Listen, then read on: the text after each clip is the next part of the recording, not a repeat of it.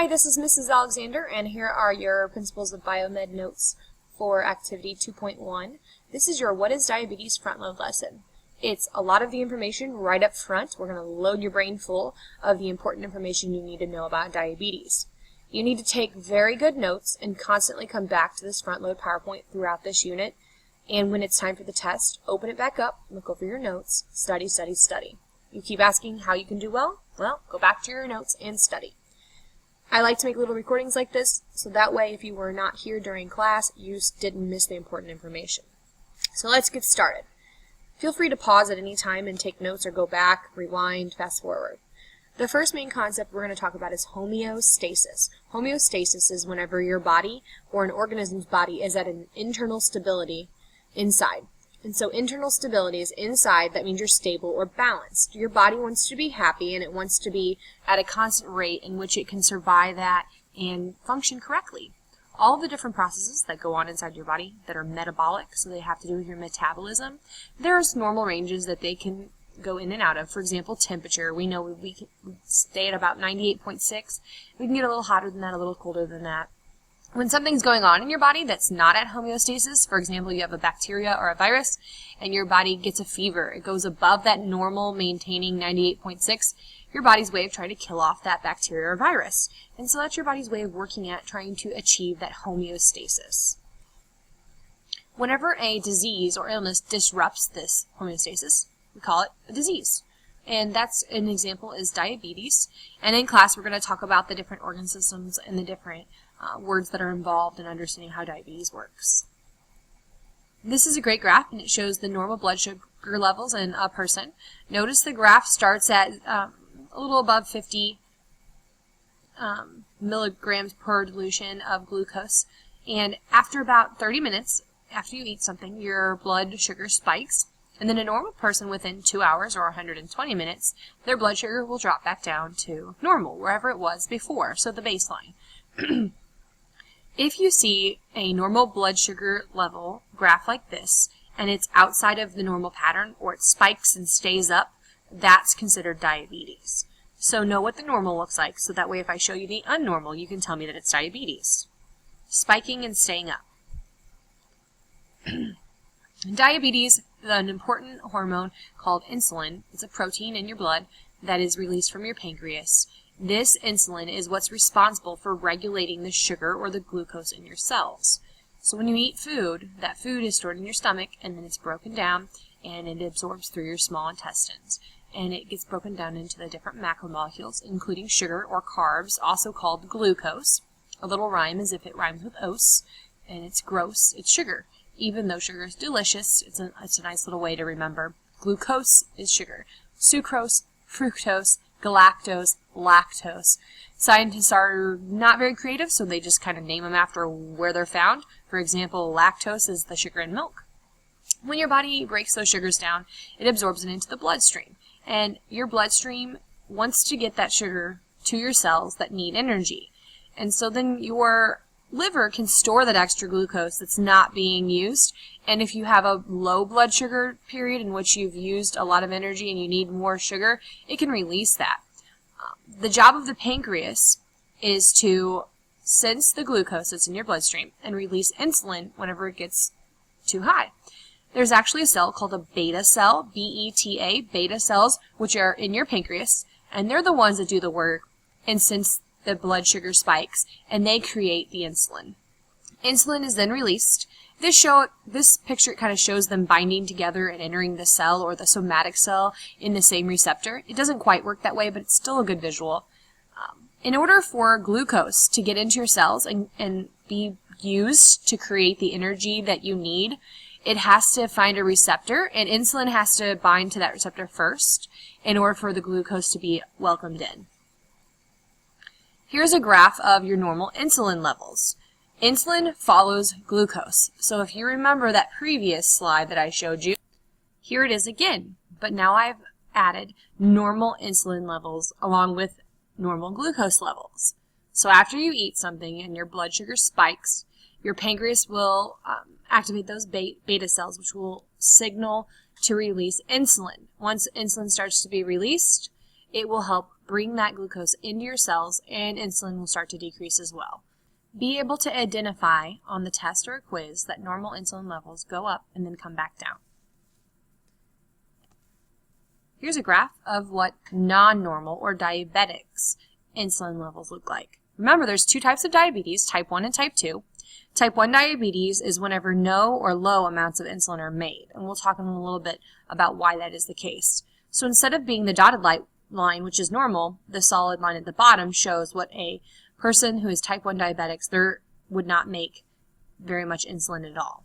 The remedy to that is to give yourself injections of insulin. The following graph shows a person with type 2 diabetes.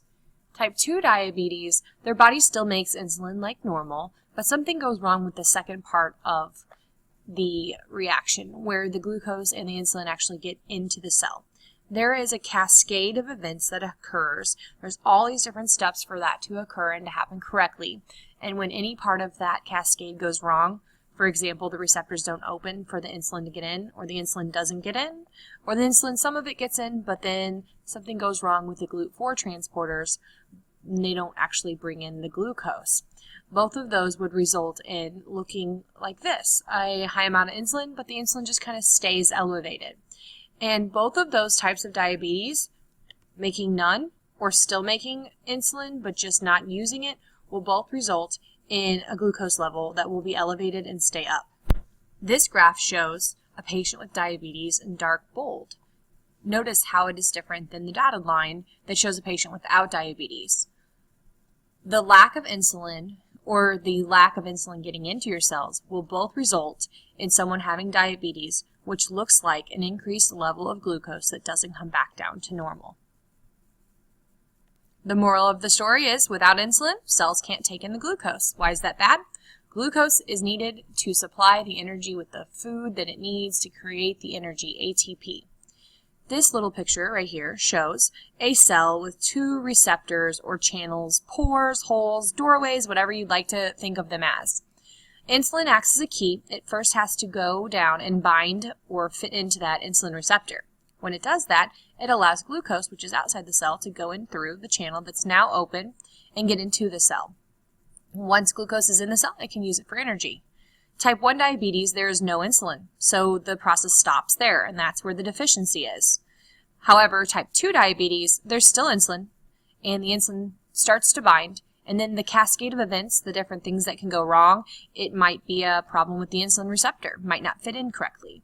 There could be a problem with the GLUT4 transporters. GLUT4 transporters are activated when that insulin binds, and then the GLUT4 will come up and make hallways, doors, or channels for the glucose to actually get into. And sometimes your GLUT4s aren't there, or sometimes they're weak, and sometimes they're deficient because of your health and your diet. And that's why type 2 diabetes can be fixed through exercise and diet.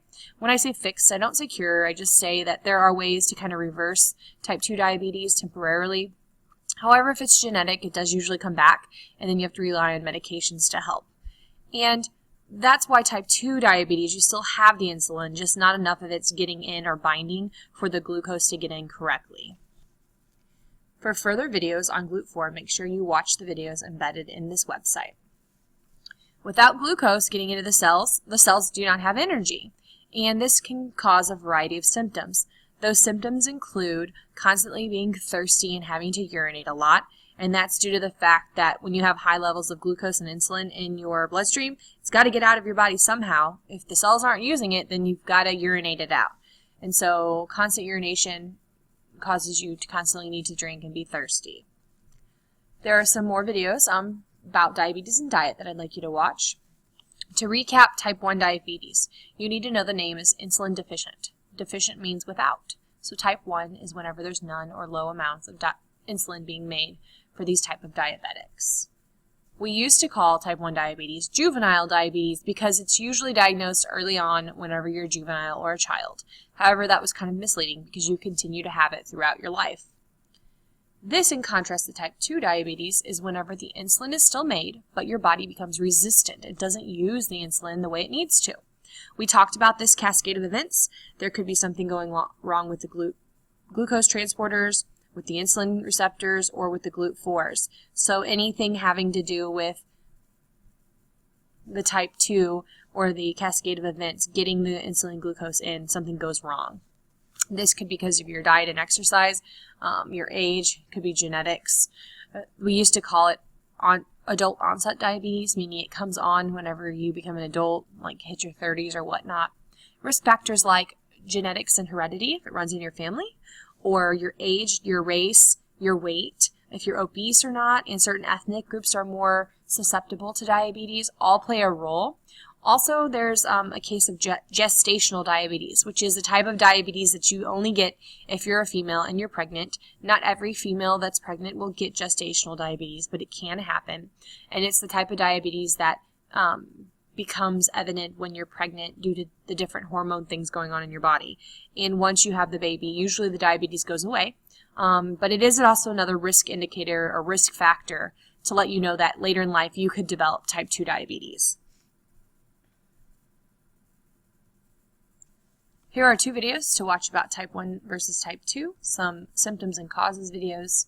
And overall, if your cell doesn't get insulin or doesn't use insulin, doesn't make it, your glucose cannot get into your cells effectively. And if your cells can't get glucose, they're starved of energy.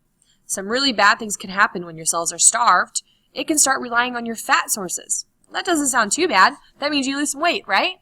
Yes, but then once the fat's gone, your body turns to its own muscles. And if your body eats away at your own proteins and muscles in your body, you can have an acid called ketones, or this type of buildup in your cells going on, and you can actually die if you're diabetic of something called diabetic ketoacidosis. Diabetic ketoacidosis is one of the possible causes of death for Anna Garcia. So make sure you look up and you understand what diabetic ketoacidosis is. Some facts. Anyone can get diabetes. There's some worldwide facts here for you to know. I don't expect you to memorize them. They're just helpful facts about diabetes. One good thing to know is that people with diabetes tend to be, 50% of them tend to have heart disease as well. This is because whenever there's a high level of glucose or sugar in your arteries, your veins, your capillaries, this brings along with it plaque, and that can cause the plaque to build up inside of your arteries and veins and block the blood flow. When blood flow is blocked to the heart, you can get heart attacks. When blood flow is blocked to the brain, you can get strokes. And it can also result in the little capillaries of your eyes rupturing, and you can go blind. It also affects the capillaries in your toes and feet, and a lot of these people with diabetes can start to have pins and needle feelings, that sensation that your feet are asleep, and eventually it causes you to have to go get your feet and your toes amputated because of the blockage of blood flow. Not good. And there's lots of information about diabetes and how it's becoming an epidemic. If you guys want to take a look at that video as well. Good news, there's not a cure yet, but we can treat it. Type 1 is treated by insulin injections, whereas type 2 is usually health and diet. There are some medications that you can use for type 2 as well.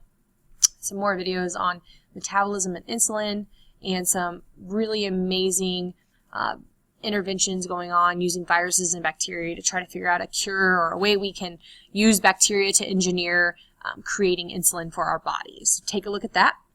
In this unit, we'll look at some of the things of how food and macromolecules play a role with our metabolism and diabetes. We'll talk about feedback loops and blood sugar and insulin concentrations. You'll have to bring in some food labels and be able to answer these essential questions. Where is insulin made? What is glucose? What are carbohydrates made of? When your body does not produce what in type 1 diabetes? What are beta cells and where are they made? When your body doesn't make insulin, what type of diabetes is that? When your body does make insulin, but then doesn't use it efficiently or doesn't absorb it, what kind of diabetes is that? And last but not least, know the role of the endocrine or gland system involved in the diabetes. Understand the pancreas, it's an organ, but you can consider it a big gland because it is responsible for secreting hormones like insulin. And that's a wrap for our front load lesson. Do some research, get caught up, come back to this to study again.